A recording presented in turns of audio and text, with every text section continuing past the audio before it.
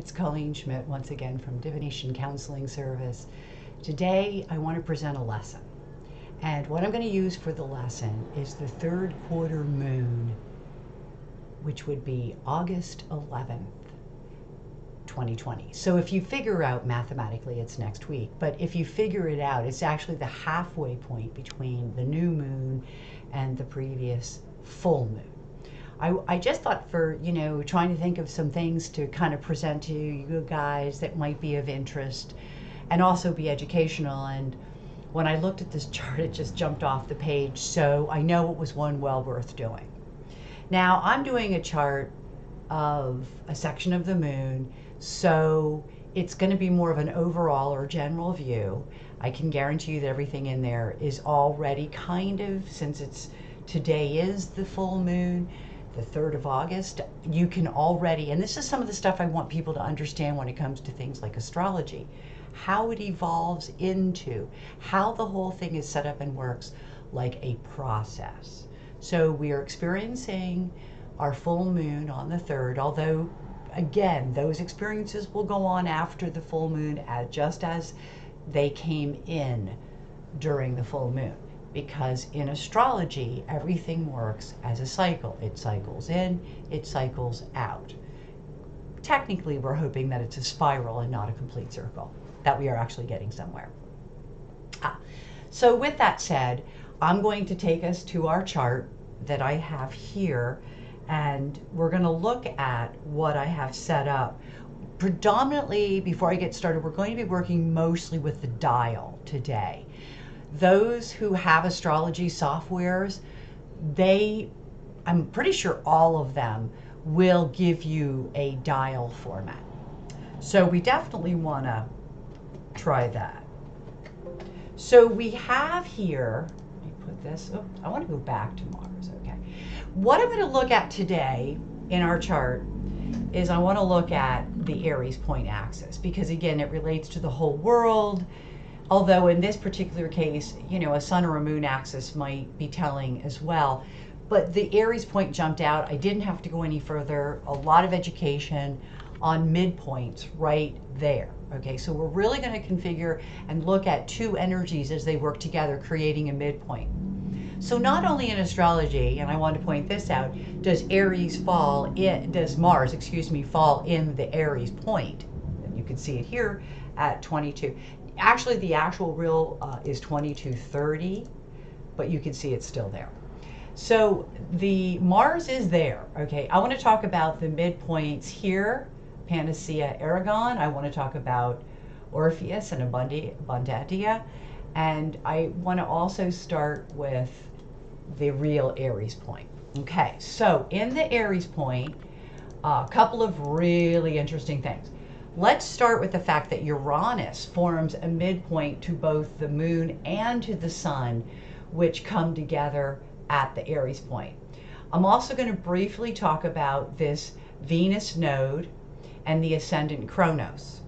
Okay, so just roughly, whenever you look at a midpoint, think of the energy. So if we're looking at Uranus moon, for example, the moon is the general public. A lot of times when we're looking at the Aries point. The moon is also our emotional stability. It's our security. There's something that is, a lot of things are upsetting to our security right now. But then with that node Venus, we could be pointing to possibly some knowledge next week about our stimulus checks, okay? I think that's really important. That also goes with the ascendant Mercury. It also goes with the ascendant Kronos, because ascendant is the environment, and Mercury is communications or news, and Kronos is an authority. So the node Venus is, of course, could be our relationships, but it could also be a connection to finances as well. Timing. So I'm not even saying we're getting them then. I can say that we'll know more about them. Okay, not holding my breath. So I do believe, though, that we'll get some good news concerning that next week. I know they're working on it. The fact that the Uranus sun is there also, I think, speaks to the unpredictability of people right now. I'm going to get into that more with that Uranus. But I think we're speaking to the days not necessarily being what we expect. We might go about our day, but things are just so different for us now that our days may not look like what they used to look like. So as I proceed through this, there's a couple other things I want to talk about. Adamita Saturn is quite an anonymous energy, and I definitely think that's worth looking at. And I definitely think we want to touch base with that. So Adamitas is it's consolidating. It's the only time you really ever want to see it is if you're trying to lose weight, because it's diminished a lot of times. And when you see that diminished, our structures are diminished, the things that we're counting on are diminished. I think we could say that there's a lot of things that are diminished that are going on right now. So even governmental type departments, or we really are running at the minimum. And so I think that's not too surprising. But I also think look out for the unpredictability of the weather, because it is both the sun and the moon. I think we also need to look at the unpredictability, because we are coming into some storms, and it is proving to be a very busy storm season. Uranus can totally be the weather.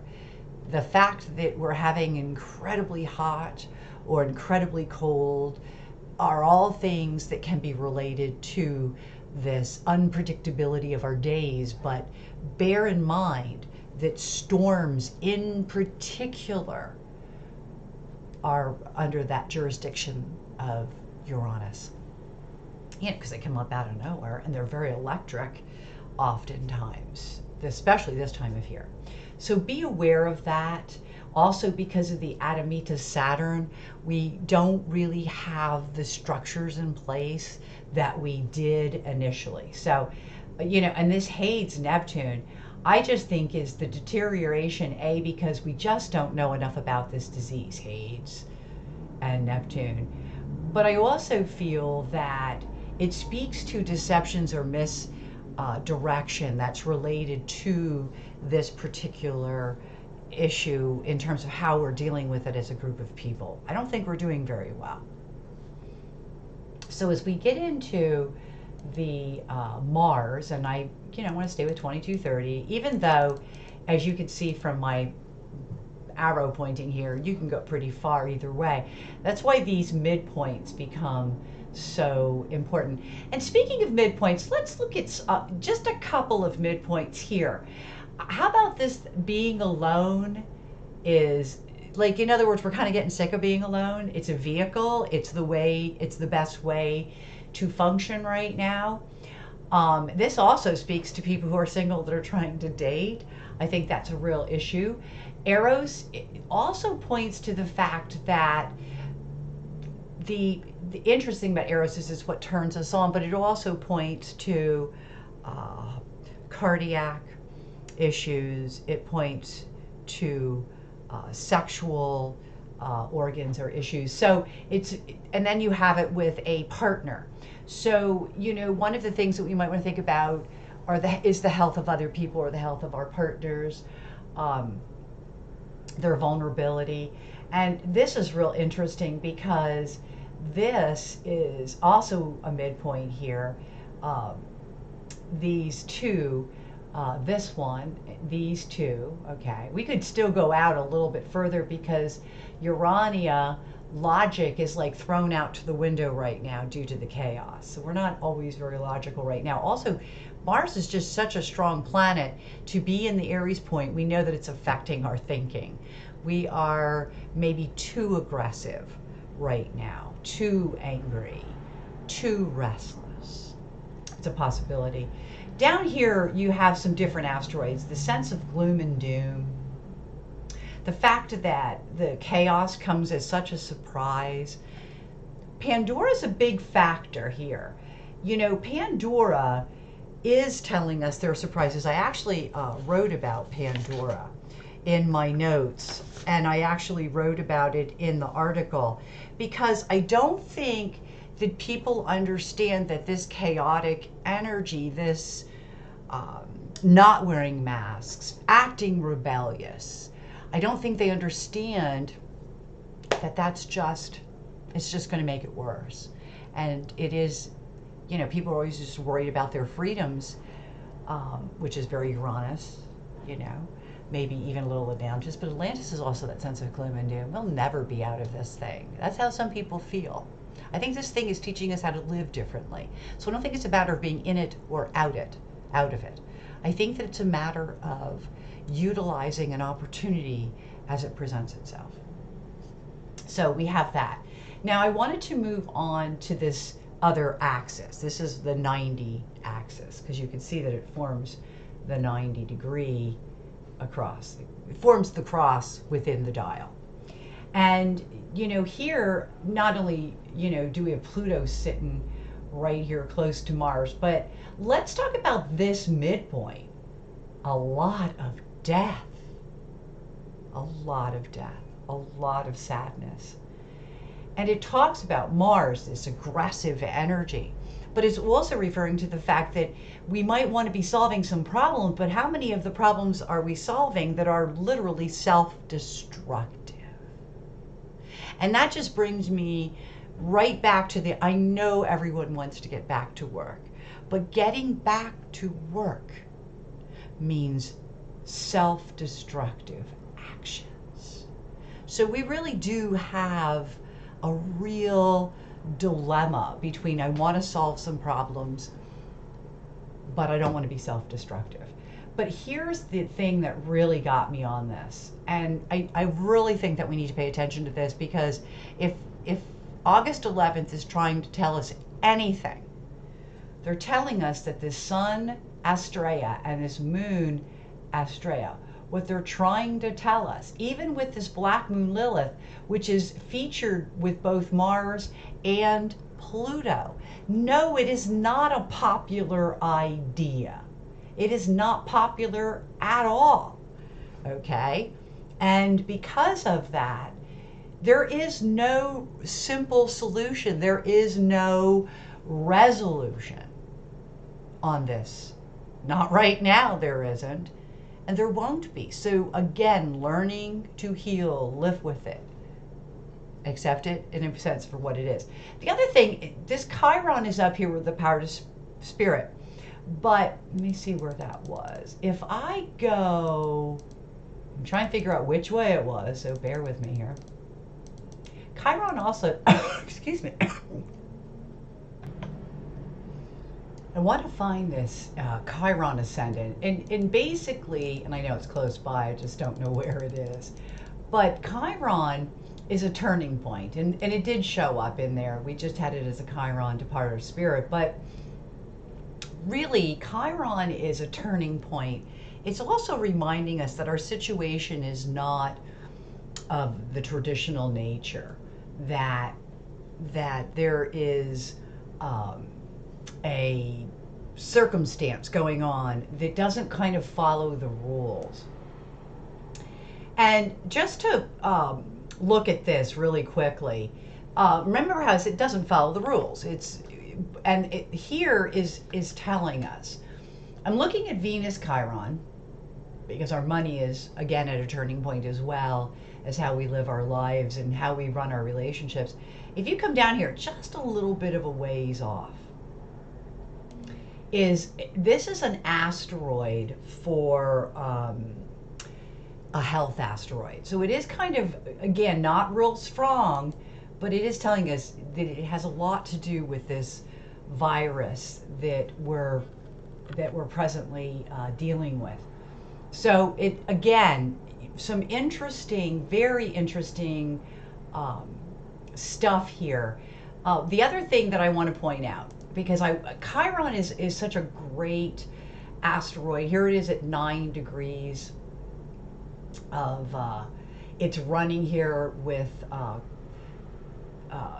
not far from the fact that it's kind of not in midpoint, because it's not in the midpoint, melopine, which is telling us that things are getting worse, that maybe we can't look at things in the same light that we had been. But here's the real clincher right here. I'm back at this Aries point, and what do we have here but a Chiron Neptune? It's reminding us that this disease, because remember, we looked up there between close to the Chiron, and we know that melopine is telling us that something's getting worse. We know that Chiron, Venus, not far, on this other side is a health asteroid. But more than that, it is kind of not just that, it's in the Aries point, reminding us directly with that midpoint of Neptune to Chiron that because of the disease, we have to have alternate ways of thinking, that alternative plans might need to be put in action, that this is not going to follow the rules, okay? The Neptune Chiron is a turning point because of the unknown or what we don't know. But think of turning point, think of wounded healer, think of all the things that apply to Chiron. So I'm going to take us back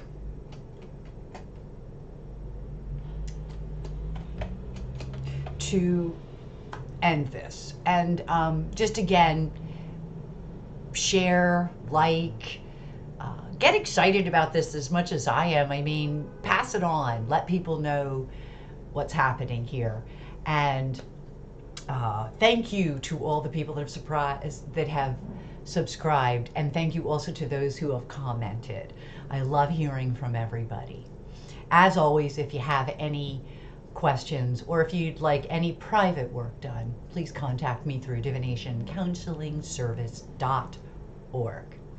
And until we meet again, I wish you all happy reading.